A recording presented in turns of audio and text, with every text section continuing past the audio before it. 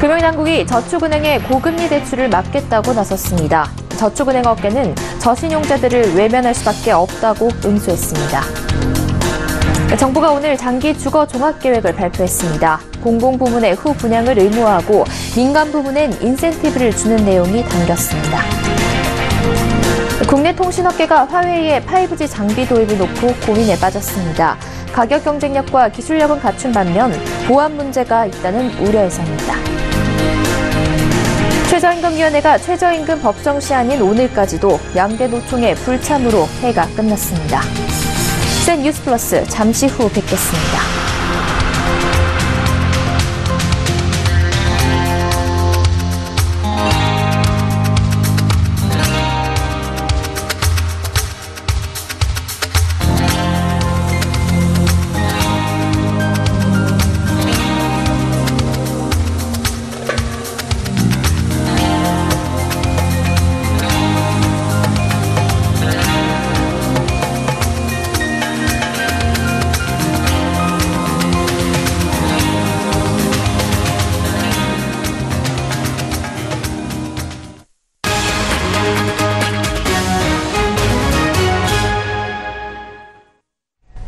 시청자 여러분 안녕하십니까? 센 뉴스 플러스 양한나입니다. 금융당국이 고금리 대출을 막겠다고 저축은행에도 칼을 빼들었습니다. 업계는 이렇게 되면 자연스레 우량 고객에 집중할 수밖에 없다고 말합니다. 저신용자들은 제도권 금융 이용이 더 어려워지는 겁니다. 이하라 기자가 취재했습니다. 금융당국이 시중은행에 이어 저축은행 고금리 대출에 대해서도 고삐를 바짝 쬐고 나왔습니다. 금융위원회는 최근 저축은행들의 실적을 인정해주는 중금리 대출 인정 범위를 대폭 줄였습니다. 이름만 중금리인 고금리 대출 상품을 방지하기 위해 중금리 대출의 금리 상한을 20% 미만으로, 가중평균 금리는 16.5% 이하로 설정했습니다. 또 신용등급 4등급 이하 차주에게 70% 이상 취급된 대출만 중금리 상품으로 인정합니다. 금융감독원은 저축은행의 가계신용 대출금리 현황을 월별, 분기별로 공개하겠다고 밝혔습니다. 고금리 대출이 많은 저축은행의 실명을 정기적으로 공개하는 시기입니다. 저축은행들은 은행권의 대출금리 조작 사태로 이자 수익 자체에 대한 국민들의 인식이 부정적인 상황에서 금리로 줄을 세운다는 게 큰 부담입니다. 이자 노름을 한다는 낙인을 피하려면 금리를 낮출 수밖에 없는 겁니다. 이렇게 되면 저축은행의 중금리 상품도 우량 고객에 집중될 수밖에 없습니다. 통상 4에서 10등급을 중신용자로 보지만 이 중에서도 8, 9, 10등급은 제도권 중금리 대출 혜택을 보기 어려워집니다. 그러나 당국은 강제 사항이 아니라며 이 같은 부작용 가능성을 외면했습니다. 그거는 정책 당국이 정하는 내용이지 그걸 꼭 준수하라고 하는 게 아니라니까요. 그런 페이퍼를 주겠다라는 것뿐이잖아요. 저신용자들이 사금융으로 내몰릴 경우에 대한 대비책을 물어봤지만 이번 감독규정 개정은 중금리 대출에 대한 것이고 그렇게까지 보는 건 지나치게 넓은 시각이라며 답을 피했습니다. 서울경제TV 이하라입니다. 정부가 오늘 후분양 로드맵이 담긴 장기 주거 종합계획 수정안을 발표했습니다. 공공부문에서 후분양을 단계적으로 의무화하고 민간 부문엔 택지 우선 공급 등 인센티브를 줘 제도를 안착할 방침입니다. 유민호 기자가 보도합니다. 공사가 어느 정도 진행됐을 때 분양을 시작하는 후분양. 아파트를 짓기 전 입주자를 모집하는 선분양과 반대되는 개념입니다. 정부는 오늘 후분양 도입을 위한 밑그림을 공개했습니다. 2022년까지 공공분양주택의 70%를 후분양으로 공급할 계획입니다. 한국토지주택공사와 서울주택도시공사 그리고 경기도시공사가 먼저 시작합니다. 민간 부분에는 후분양 유도를 위한 당근을 제시합니다. 올해 하반기부터 후분양을 조건으로 내건 사업자에게 화성 동탄과 파주 운정 등 4개 공공택지를 이들 건설사에 우선 공급합니다. 기금 대출 한도를 늘려주는 등 금융 혜택도 주어집니다. 후분양 기준은 전체 공정률 60% 이상입니다. 입주를 대략 1년 앞두고 분양을 시작하는 겁니다. 제도 도입을 두고선 찬반이 엇갈립니다. 아파트를 계약하기 전에 눈으로 둘러보고 도장을 찍을 수 있는 것이 장점입니다. 다 짓고 주변 환경까지 다 감안했을 때 그 시장에서 제시한 값이 맞는지를 소비자한테 판단할 수 있는 부실시공 방지, 소비자의 재산권 보호 이 부분에서 반드시 후분양이 돼야 되는 것입니다. 반면 소비자에게 도리어 부담이 될 것이라는 우려도 나옵니다. 분양 대금들을 한꺼번에 마련을 해야 되기 때문에 금융적인 그 부담들이 상당히 커지죠. 금융 비용들을 많이 이제 추가적으로 부담함으로 인해서 나중에 이제 분양가가 상승할 우려도 있습니다. 정부는 후분양 주택을 구매하는 소비자에게 중도금 대출을 지원하는 등 금융 부담을 덜어주겠다는 방침입니다. 서울경제TV 유민호입니다. 세계 최초 5G 상용화를 위해 우리 통신업계가 분주한데요. 10조 원 규모의 5G 장비 도입을 두고 중국 업체인 화웨이가 뜨거운 감자로 떠올랐습니다. 가격 경쟁력과 기술력을 갖춘 반면 보안 문제가 있다고 평가받는 화웨이 장비를 도입할지 여부를 놓고 이통사들이 고심하고 있는 겁니다.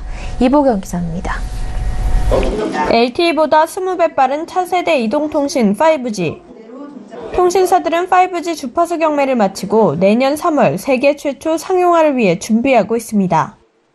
준비 과정에 뜨거운 감자는 화웨이. 가격 경쟁력과 기술력으로 유혹하는 화웨이를 도입할지를 두고 통신사들의 고민이 깊어지고 있습니다. 화웨이는 특히 전국망 구축에 용이한 3.5GHz 대역에서 삼성전자에 비해 3개월 정도 앞선 기술력을 갖고 있다고 평가받고 있습니다. 기술력보다 매력적인 것은 가격. 화웨이는 타사에 비해 30%가량 싼 가격을 제시하고 있습니다. 통신비 인하 이슈로 허리띠를 졸라매야 하는 이 통사 입장에서는 매력적일 수밖에 없는 상황입니다. 그러나 문제는 보안입니다. 통신 장비는 도청이나 정보 유출이 가능할 수 있어 보안 문제가 중요한데 중국 정부의 영향력에 놓여 있는 화웨이의 보안 문제가 따라다니는 겁니다. 실제로 이 때문에 미국과 호주 정부 등은 화웨이 장비 도입을 허용하지 않고 있습니다. 하지만 화웨이는 통신 감청은 있을 수 없으며 그간 아무런 문제가 없었다며 일축하고 있습니다. 이미 LTE 때부터 화웨이 장비를 사용해온 LGU+는 화웨이 5G 장비를 도입하겠다고 공식화한 상황.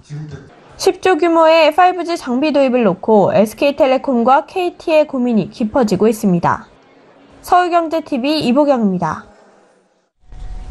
매년 최저임금을 두고 노사 간 기싸움이 팽팽해 파행을 거듭해온 최저임금위원회가 출범 30주년을 맞은 오늘도 결국 법정 시한을 빈손으로 넘겼습니다.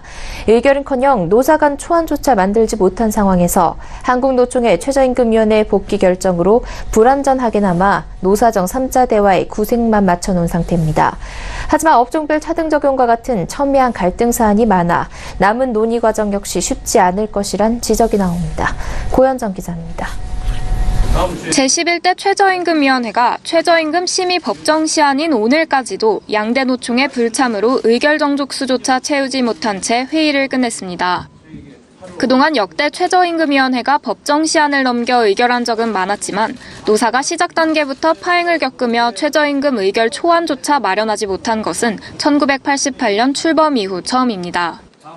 이에 최저임금위원회 측은 오는 7월 14일까지는 무조건 의결하겠다고 강조했습니다. 8월 5일로 예정된 고용노동부 장관의 고시일 이전에 20일 정도 이의 신청 기간이 필요한 만큼 올해 마지노선을 14일로 못 박은 겁니다. 한국노총은 어제 오전 최저임금위원회 복귀 입장을 밝히면서 7월부터 논의에 합류한다는 방침이지만 민주노총은 최저임금 개정법 폐기를 요구하는 반대 투쟁 노선을 유지하고 있습니다. 한국노총이 합류하더라도 남은 2주 안에 내년도 최저임금에 관한 모든 논의를 처음부터 다시 시작해 최종안을 내야 하는 상황입니다. 특히 올해는 최저임금 인상폭뿐만 아니라 업종별 차등 적용 여부를 둘러싸고 격론이 예상됩니다. 실제로 경총과 중기중앙회, 소상공인 등을 대변하고 있는 사용자위원들은 업종별 차등 적용에 대한 공동안을 마련해 다음 주 중에 발표할 예정입니다. 소상공인연합회는 지난 18일 최저임금 차등 적용이 반영되지 않으면 최저임금위원회에 불참하겠다고 밝힌 바 있는 만큼 그 어느 때보다 강력하게 관철시킬 것이라고 말했습니다.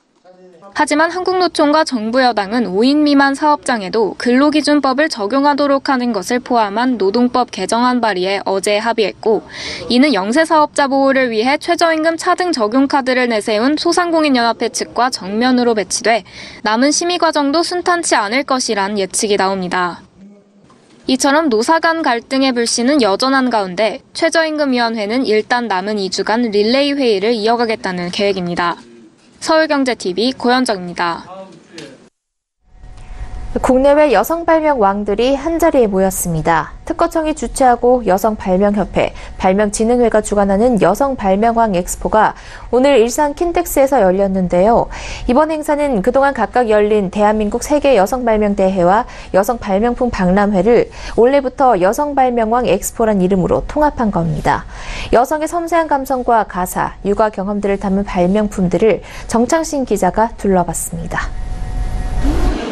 책꽂이에 형형색색 놓여있는 책들. 자세히 보니 옷이 책처럼 정리되어 있는 겁니다. 옷걸이를 이용해 옷을 거는 형태가 아닌 책처럼 개킨 후 세워 꽂는 정리기입니다. 주부로 오래 살다 보니까 옷 정리하는 게 되게 힘들었어요. 아무리 정리를 잘해놔도 섞이고 뒤집어지고 구겨지고 정리가 끝이 없더라고요. 어느 날 책장을 바라보다가 옷을 책처럼 정리하면 어떨까. 압력밥솥 모양의 또 다른 발명품.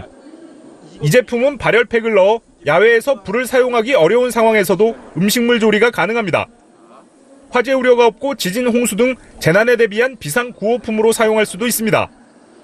올해 여성 발명대회에는 중국과 독일 등 28개국 380여 개의 발명품이 출품됐습니다. 지난해보다 60% 넘게 발명품이 쏟아진 겁니다. 이들 제품은 현장 심사를 거쳐 행사 마지막 날인 오는 7월 1일 그랑프리상과 금은 동상 등이 선정될 예정입니다.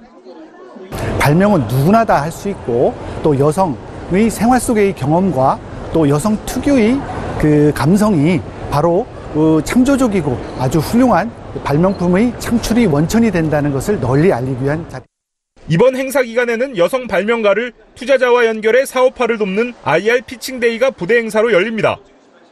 여기에 아이디어의 상품화와 판로 개척을 지원하기 위한 사업화 지원관이 별도 부스로 운영돼 발명품으로 창업을 꿈꾸는 예비 창업자들에게 도움이 될 전망입니다. 서울경제TV 정창신입니다.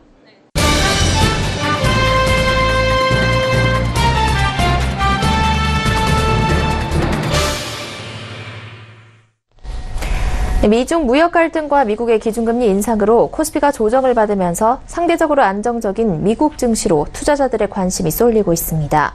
특히 미국 기술주의 경우 높은 주가 상승률과 탄탄한 실적으로 인기가 높습니다. 오늘 이슈플러스에서는 미국 증시와 기술주가 관심을 받는 이유와 앞으로의 전망에 대해서 금융증권부 김성훈 기자와 알아보겠습니다. 김 기자, 지금 코스피가 주춤하면서 미국 증시로 자금이 몰리고 있다고요? 네, 맞습니다. 지난 20일 기준으로 국내 해외 투자자들이 가장 많이 투자한 지역은 미국인데요. 국내 총 해외 주식 투자액 약 120억 5,880만 달러 중 이 미국 주식과 ETF에 투자한 비중은 무려 44.8%가 넘습니다. 네, 이렇게 미국 증시가 국내에서 인기가 많은데 해외에서도 인기가 아주 높다고요? 네, 맞습니다. 글로벌 펀드 정보 업체 이머징 마켓 포트폴리오 리서치에 따르면 지난 26일 기준으로 미국에 투자하는 글로벌 펀드에 5월 9일부터 7주 연속으로 자금이 순유입되고 있는데요. 자금 규모로만 따져도 우리 돈 약 42조 8,032억 원으로 16개 투자 지역 중 자금 유입 규모가 가장 컸습니다. 이처럼 글로벌 자금이 미국 펀드에 7주 연속 순유입된 것은 5년 2개월 만입니다. 네, 미국 증시가 이렇게 국내외 할 것 없이 인기를 끌고 있는 이유가 있다면 어떤 게 있을까요? 네, 투자자들의 눈이 미국 증시로 쏠리고 있는 점은 미국이 상대적으로 안정적이라는 것과 또 양호한 실적 전망 덕분인데요. 글로벌 금융정보업체 팩트셋에 따르면 다우지수 상장사들의 올해 평균 영업이익 증가율 전망치는 35.7%, 나스닥도 26.9%에 달합니다. 반면 코스피의 경우 수출 둔화와 미국 기준금리 인상 등의 악재로 올해 상장사 영업이익 증가율 전망치는 12.1%에 불과합니다. 네, 안정성과 양호한 실적 전망 덕분인데 이 미국 증시 중에서도 특히 기술주의 이 실적이 또 높고 수익률도 높다고 하는데 실제로 어떻습니까? 예, 맞습니다. 직접 계산을 해보니까 네. 아마존과 구글, 또 넷플릭스, 엔비디아, 이 페이스북 등 대표적인 미국 기술주 5종목의 연초 이후 평균 주가 상승률은 32.8%에 달했습니다. 이 반면 코스피 개인 매수 상위 종목 5개의 연초 이후 주가 상승률 평균은 27.98%에 그쳤는데요. 코스피의 경우 매수 상위 종목 3개가 남북정상회담 이후 갑자기 주목받은 현대건설과 현대로템, 현대엘리베이터임을 고려할 때 이 수익률 차이는 더 클 것으로 보입니다. 네, 지금까지는 확실히 높은 수익률을 보이고 있는데요. 이 미국 증시와 기술주, 앞으로의 전망이 또 중요하겠죠? 그렇습니다. 이 전문가들은 미국 증시와 기술주가 앞으로도 상승할 여력이 크다고 보고 있는데요. 이 미국은 11월에 중간 선거가 있습니다. 트럼프 대통령이 이 중간 선거를 고려해서 미중 무역 전쟁을 9월께 마무리하고 합의에 들어가지 않겠느냐 하는 가능성이 제기되고 있기 때문입니다. 실제로 트럼프 대통령은 현지 시간으로 27일 이 중국 자본과 기업에 대한 직접 규제를 하는 대신 이를 미루고 외국 기업 전반에 대한 심사를 강화하는 쪽으로 방향을 틀었는데요.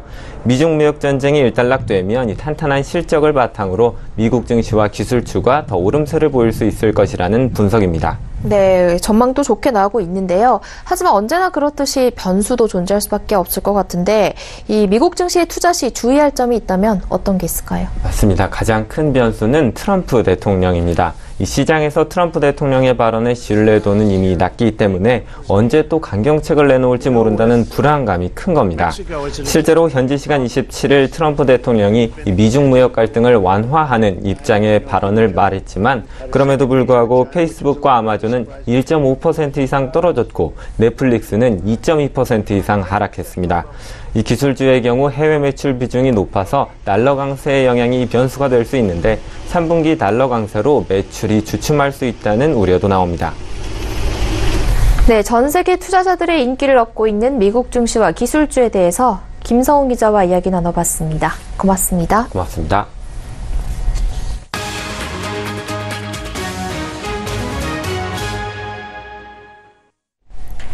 종교적 신념이나 양심을 이유로 입영을 거부한 사람을 처벌하는 병역법 조항이 헌법에 어긋나지 않는다는 결정이 나왔습니다. 헌법재판소는 오늘 오후 대심 판정에서 병역법 88조 1항의 위헌 여부를 판단해달라며 양심적 병역 거부자와 법원이 낸 헌법소원, 위헌 법률 심판 사건에서 합헌 결정을 내렸습니다. 헌재는 병역 거부는 양심의 자유를 제한하는 근거가 되는 다른 공익적 가치와 형량할 때 결코 우선적으로 보호받아야 할 보편적 가치를 가진다고 할 수 없다고 판단했습니다. 이에 따라 양심적 병역 거부자에 대한 형사처벌은 그대로 유지됩니다. 병역법 제88조 1항은 현역 입영 통지를 받은 사람이 정당한 사유 없이 입영을 거부할 경우 3년 이하의 징역에 처하도록 규정하고 있습니다. 삼성전자와 애플이 스마트폰 디자인 특허 침해 여부를 둘러싸고 지난 7년간 벌여온 법적 분쟁을 해결하기로 합의했습니다. 다만 양측이 어떤 조건으로 분쟁을 타결했는지에 대한 구체적인 합의 조건은 소송 자료에 적시되지 않았습니다. 지난 2011년부터 진행된 양측 간의 디자인 특허 소송에서 캘리포니아주 샌호제 연방지법 배심원단은 삼성전자가 애플의 특허를 침해해 5억 3,900만 달러를 배상해야 한다고 판결했습니다. 하지만 배상액 산정 기준을 놓고 대법원이 원심을 파기환송하는 과정에서 삼성전자는 2015년 애플에 디자인 특허 침해 배상액 3억 9천만 달러를 포함해 5억 4,800만 달러를 우선해서 지급한 바 있습니다. 따라서 이번에 양측의 합의 조건이 드러나지 않아 배상금이 얼마나 더 지급됐는지 가늠하기 어렵게 됐습니다. 삼성전자의 특허 침해 내용은 검은 사각형의 둥근 모서리를 둔 스마트폰과 태블릿의 기본 디자인, 액정 화면의 테두리, 애플리케이션 배열 등 3가지였습니다. 금융당국이 핀테크 기업의 영국 진출을 지원하기로 했습니다.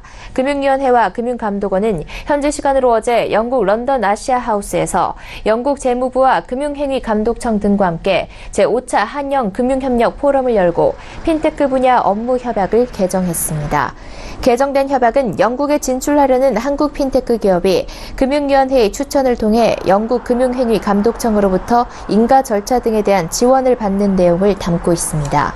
금융위는 영국에 진출하고자 하는 국내 핀테크 기업과 내달부터 사전 협의를 진행해 추천 여부를 판단합니다. 금융위와 영국 FCA는 핀테크 분야 협력 차원에서 2016년 7월 업무 협약을 체결한 바 있습니다. 대한주택건설협회와 주택도시보증공사가 오늘 서울 여의도 사학연금회관에서 2018년도 국가유공자 주거여건 개선사업 및 임차자금 지원 기념식을 열었습니다. 올해로 25주년을 맞아 진행된 국가유공자 주거여건 개선사업의 성공적 완료를 기념하기 위해 마련된 이날 행사에서는 모아 종합건설과 리베라 종합건설이 대통령 표창을 받는 등 22개 업체가 국무총리 표창, 국토부 장관 표창, 국가보훈처장 감사패 등을 받았습니다. 주택건설협회는 생활 형편이 어려운 국가유공자를 지원하기 위해 지난 1994년부터 매년 국가유공자 주거 여건 개선 사업을 추진하고 있습니다. 올해는 89개 주택업체들이 노후주택 한 채당 1,000만 원가량의 비용을 들여 102채를 무료로 보수해줬습니다. 주택도시보증공사는 무주택 국가유공자 82가구에 가구당 400만 원에서 500만 원씩 총 4억 원의 주택 임차 자금을 지원했습니다. 심광일 주택건설협회 회장은 앞으로 보다 많은 국가유공자들의 주거 환경 개선을 위해 사업을 확대할 계획이라고 밝혔습니다. 행정부 국가공무원 중 여성 공무원의 비율이 정부 수립 이후 처음으로 50%를 초과한 50.2%로 집계됐습니다. 특히 교육공무원 중 여성 비율은 71%로 공직사회의 여초 현상을 이끌었습니다. 정부의 보유세 인상 추진에도 불구하고 서울 아파트값 상승폭이 오히려 확대되고 있습니다. 한국감정원 조사에 따르면 이번 주 서울 아파트값 상승률은 0.1%로 지난주 0.07%보다 컸습니다. K뷰티 인기 덕분에 우리나라 화장품 수출이 지난해 역대 최대를 기록했습니다. 관세청에 따르면 지난해 화장품 수출액은 39억 2,400만 달러로 수입액 11억 7,300만 달러에 3.3배에 달했습니다. LG전자가 알뜰 요금제 전용 중저가 스마트폰 X2를 출시했습니다. 출고가는 19만 8천 원입니다.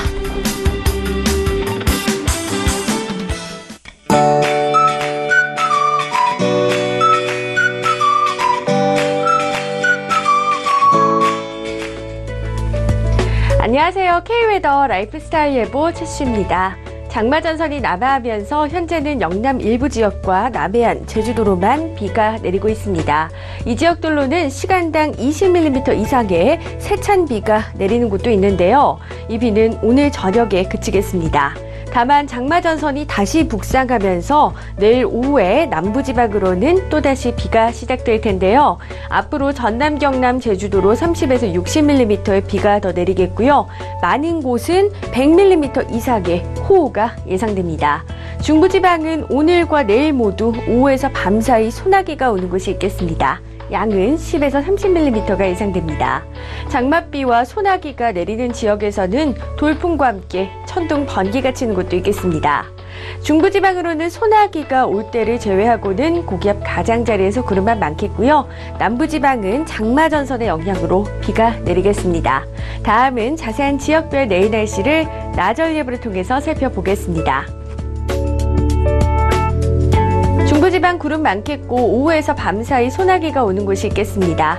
낮 기온은 서울 29도, 수원과 춘천, 대전, 청주 30도로 예상됩니다. 동해안에도 오후에서 밤사이 소나기 예보가 나와 있고요. 한낮에 속초, 강릉 26도로 예년보다 높겠습니다. 남부지방 오후부터 다시 장맛비가 오겠고 제주도는 계속 이어지겠습니다. 일부 지역에서는 폭우가 쏟아질 것으로 보여 대비 잘하셔야겠습니다. 전해상으로는 비가 오겠고요. 물결은 동해상에서 최고 3.5m로 매우 거세게 일겠고 남해상에서도 최고 3m로 높게 일겠습니다. 서해상에서도 다소 높게 일 것으로 보입니다. 장마전선은 다시 북상해 토요일 전국에 비가 내리겠고 이 비는 월요일까지도 길게 이어질 전망입니다. 날씨였습니다. 센 뉴스 플러스 여기까지입니다. 시청해주신 여러분 고맙습니다.